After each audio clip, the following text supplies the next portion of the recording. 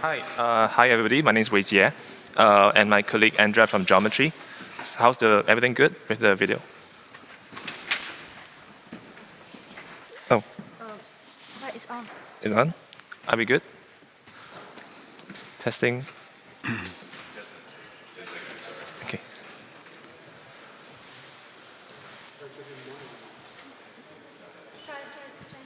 Testing 1, 2, 3. Okay. Hi. Thanks so much for coming. My name is Wei Jie. That's Andrija from my colleague Andrija. We are both from Geometry, and just a brief background is that we are VC invested in startups that are deep into cryptography and mathematics, and we're on the research team. And this is our latest project called Semacaulk, which is something that we built to address a problem that we see in the EVM and Web3 space. Is that in many privacy applications we see today, we have to choose between choose 2 out of 3 of these things. So just a bit of a correction here. It should say low cost. So in many applications where you want to insert an identity on chain so that you can prove membership of your identity without revealing which one you are later on, you have to choose 2 out of 3. So for example, if you choose to have low cost deposits but high privacy, you're going to trade off prover efficiency, which means that you're going to take a long time to generate proofs. The second option is that let's say you want high privacy, but you want to have decent prover efficiency. What is going to happen is that you're going to be using ZK-friendly hash functions. But if you use ZK-friendly hash functions, you have to pay a lot of high gas fee at the start when you deposit your identity. And that's because the ZK-friendly hash functions cost a lot of gas. You need to do it every time you perform a hash to compute a Merkle root, and that's why it's expensive.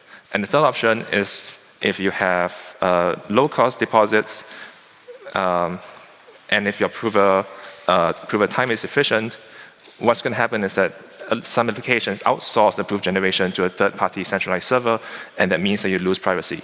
And in certain applications, that's not acceptable.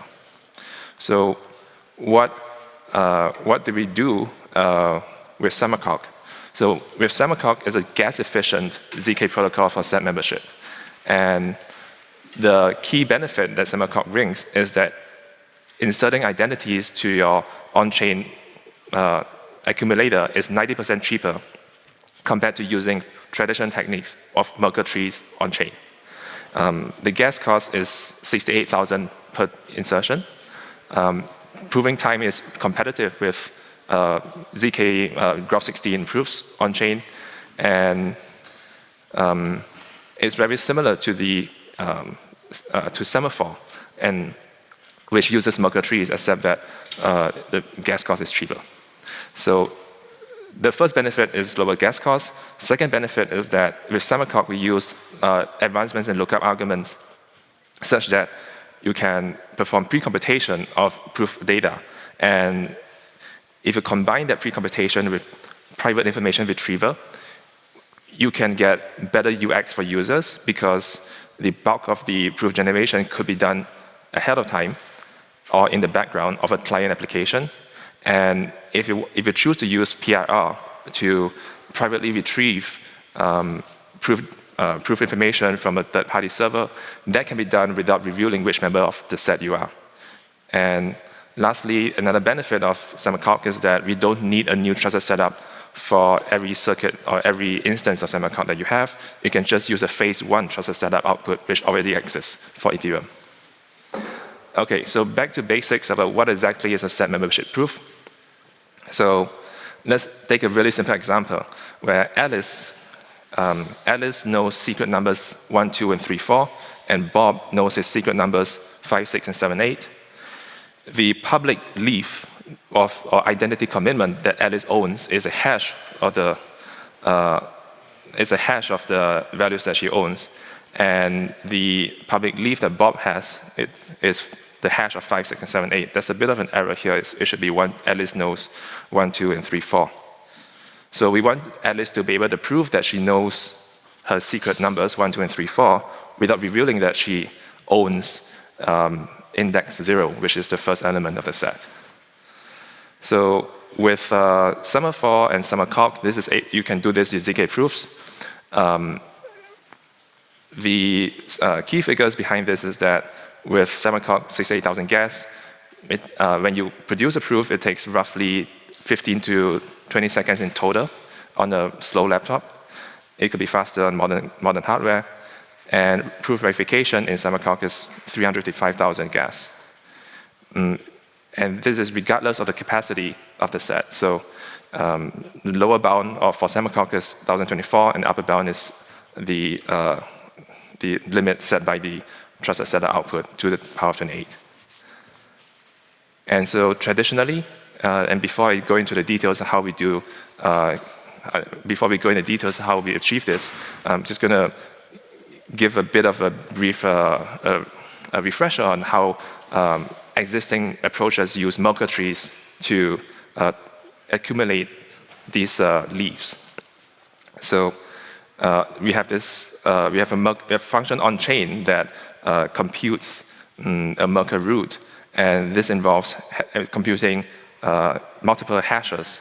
So each node is a hash of the two nodes below it, and you hash it up to the top of the Merkle root. And because for applications like Semaphore, you use ZK-friendly hash functions like MIMC or Poseidon. Each hash is around 20,000 to 28,000 gas. Multiply that by the depth of the tree, you have to pay like 1 million gas to deposit if your capacity of the set is 1 million, for example. But with Semacaulk, we use a different technique, and I give the floor to Andrija. Yeah.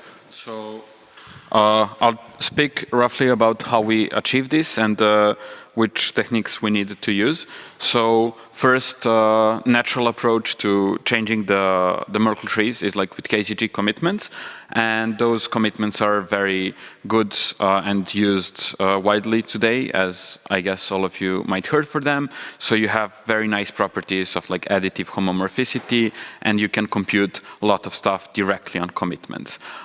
So we are using like Ethereum-friendly curve BN 254, and this will allow us to very efficiently update the vector that we store in the chain.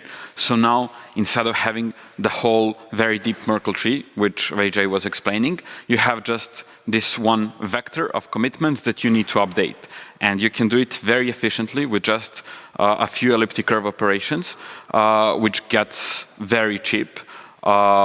Because you don't have to do any hashing or no repeated work. The only problem is that since we want these vectors to be very large, like 2 to the 20, even 2 to the 30, you cannot store this like Lagrange basis commitments in the contract. It's very expensive, and you need to have the access of them in order to compute to derive next commitment.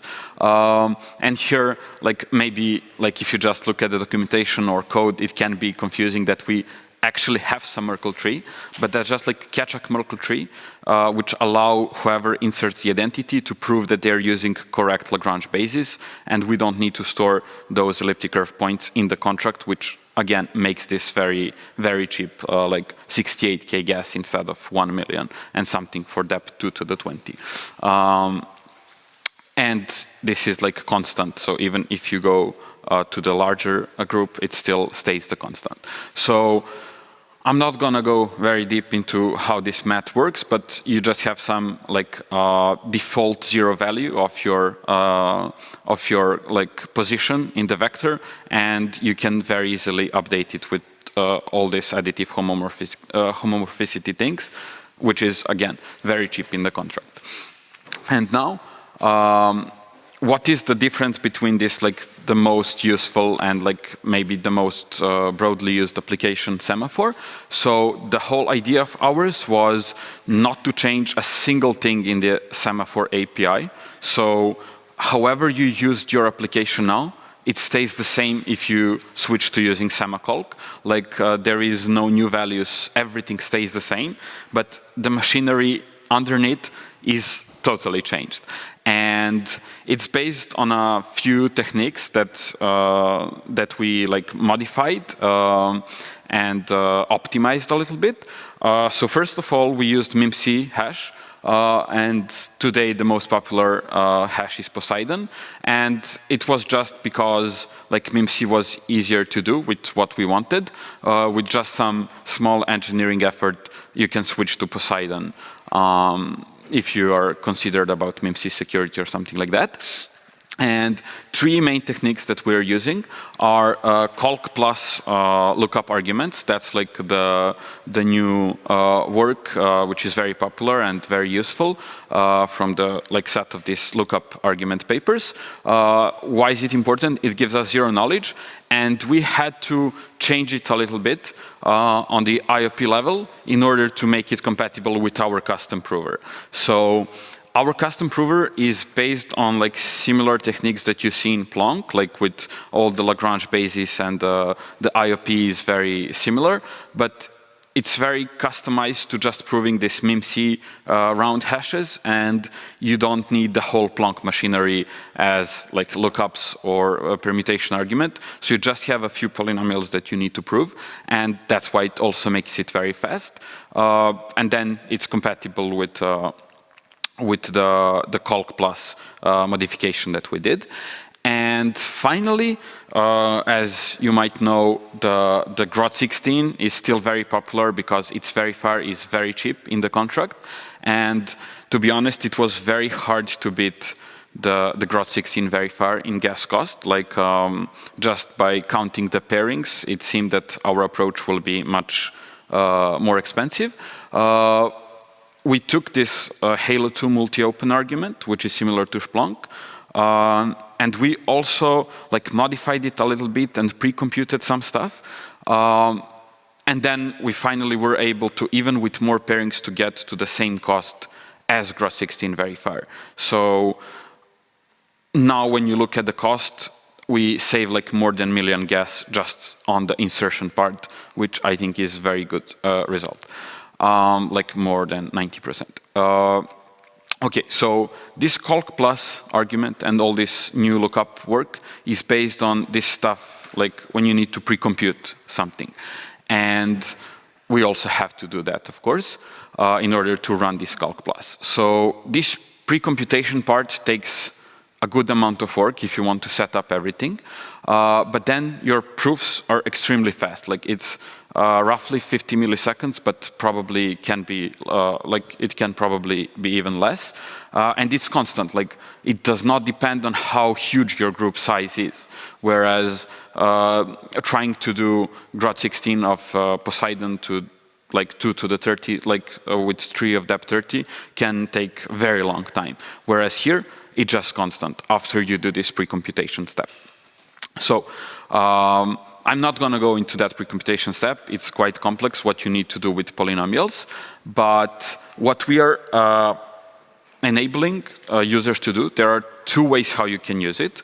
So you can pre-compute those stuff. And it's not just pre-computing once. So once the group gets updated and you want to be like on the live set and use the biggest anonymity as possible, you also need to like again pre-compute some stuff in the commitment. And sometimes if you want to have like very light client, that can also be the problem. Like maybe you need to run its secure extension, you need to download some data, you need to store somewhere, you need to make sure that it's secure, because anyway, if somebody even learns which member you are, even if they don't learn your secret, you're kind of losing privacy and it's breaking the zero knowledge property. So we did something with this new library Bliss, which enables like private information retrieval. So there is a bunch of techniques based on this like vector commitments where you can pre-compute a bunch of stuff and like update very efficiently on commitment level. So we also provide you with the server, which does whole pre-computation and updates all the commitments accordingly, as like that's the only part in the system which should listen to blockchain events and update stuff. You as a client don't need to care about that. And this server is completely trustless. Like, it's just working with commitments, and it cannot do anything with your identity maliciously or even find anything about your secret. It's all just public data. And then what you can do, you have like this very nice API that the Bliss allows you, and we just did a few modifications. So you can have very light client where you can just download all these like new data and like new quotient polynomials that you need for the proof, and you do it completely privately. So nobody learns nothing about your index even, which also like breaks the zero knowledge property. So you can do it very like efficiently. It does not affect your proving time, and you have like kind of a blobs from which you can download stuff based on how huge group you want to be. And when you put this all, just to say again, so I guess that membership proofs are still one of the most used proofs currently, and we are able to achieve 90% gas savings, even more. We allow like this constant proving time, and it's all based on very well-known arguments that we just did some modification on. So yeah, what do we want to do next with this? So it's just now about building applications and adopting the Semacaulk, trying to see how it will be in the wild, like building tools, building maybe some other use cases. But as I said, we try to have the same interface, so there is nothing new on a use case level. It's just good old membership proofs that we're using. Maybe gas can be optimized even more if needed, and like just building clients around it, and maybe some secure extension for keeping secrets and stuff like that. We still haven't audited, but that's something that we have in our plan. And yeah, like you can find all the links, documentation and implementation. And if you're interested, feel free to reach us. We are very happy to help someone integrate this in their current system and see some good performance optimizations. Thank you very much.